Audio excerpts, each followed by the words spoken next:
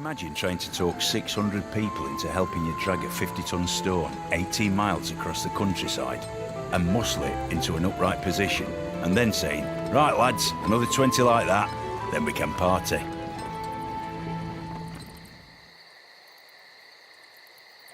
I ought to be jealous of the tower. She is more famous than I am.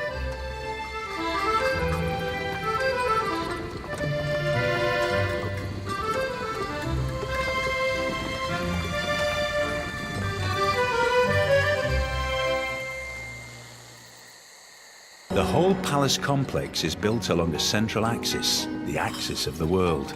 Everything in the 4 directions suspend from this central point, represented by these palaces.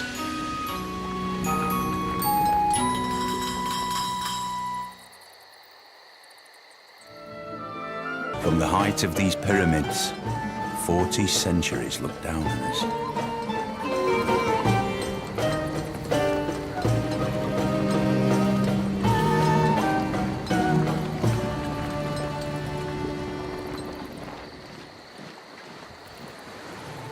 The clever men at Oxford know all there is to be known, but they none of them know one half as much as intelligent Mr. Toad.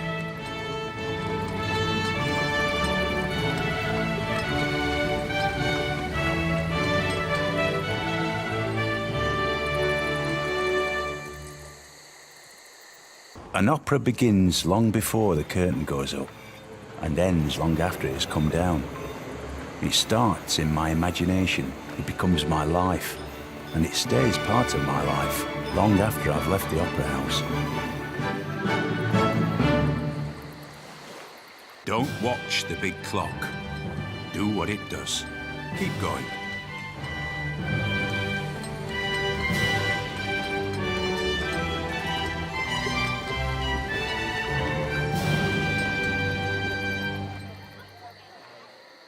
There's no business like show business.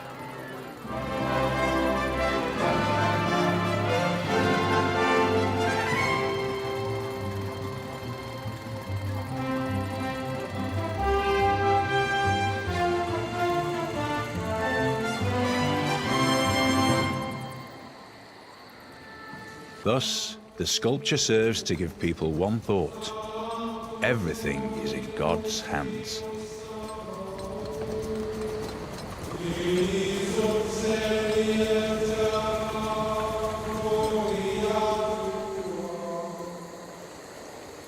The ascent to the highest story is by stairs, and at their side are water engines, by means of which persons, appointed expressly for the purpose, are continually employed in raising water from the Euphrates into the garden.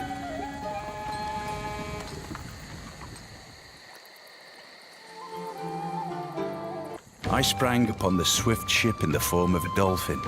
Pray to me as Apollo Delphinius.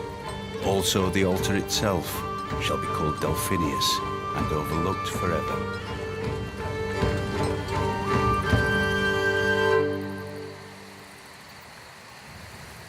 While the Colosseum stands, Rome shall stand. When the Colosseum falls, Rome shall fall. When Rome falls, the world shall fall.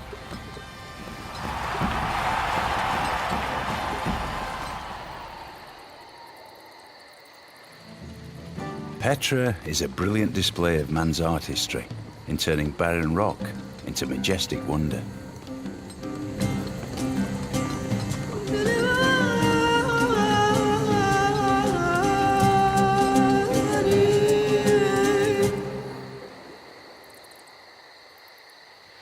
We can roam the bloated stacks of the Library of Alexandria, where all imagination and knowledge are assembled. We can recognize in its destruction the warning that all we gather will be lost.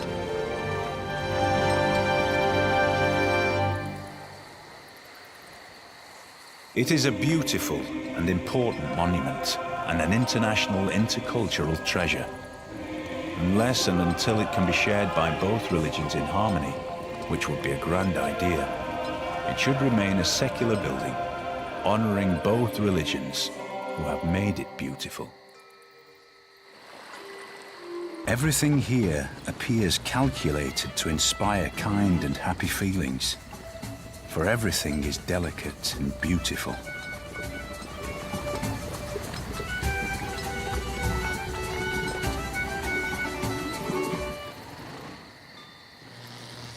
But the wrath of Huxley was great, and as the sacrifice passed each of the 4 rooms dedicated to the sun god, the sun disappeared or reappeared in the sky.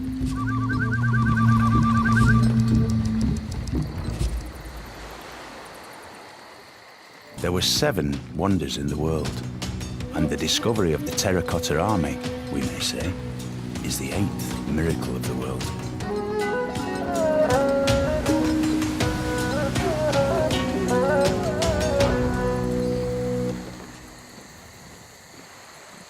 Church and state, soul and body, God and man are all one at Mont Saint-Michel. And the business of all is to fight, each in his own way, or to stand guard for each other.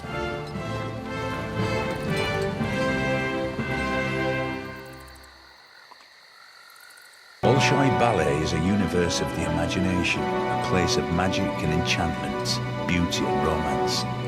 Its many worlds vibrate with graceful dances, glorious music, and sumptuous costumes.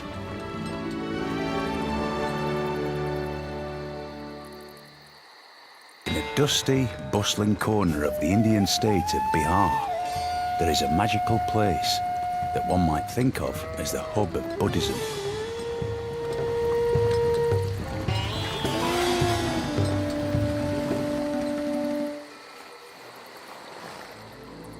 Museums are on the front lines of the fight for culture, of good with evil, in any case, of the fight against platitudes and primitiveness.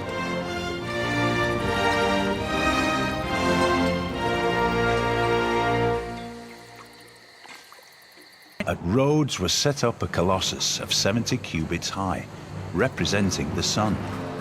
The artist expended as much bronze in it as seemed likely to create a dearth in the mines.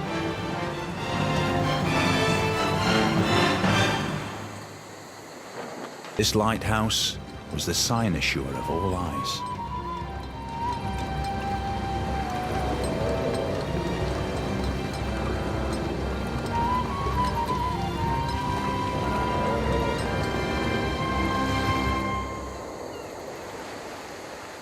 The Commonwealth of Venice, in their armoury, have this inscription: "Happy is that city which in time of peace thinks of war."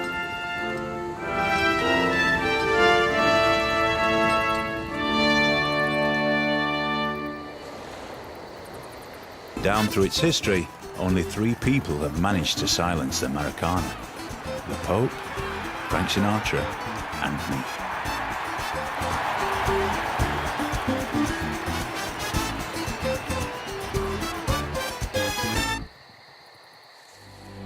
The first time I stepped onto the rooftop of the Potala Palace, I felt, as never before or since, as if I was stepping onto the rooftop of my being, onto some dimension of consciousness that I'd never visited before.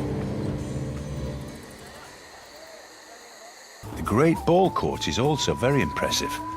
I would like to have seen them play a game, although it sounds like the end was pretty violent.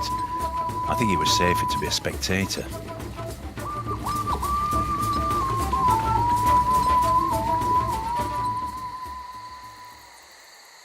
The industrial heart of Germany practically stopped beating. Hardly anyone worked, hardly anything ran. The population of the Ruhr area had to be supported by the rest of the country.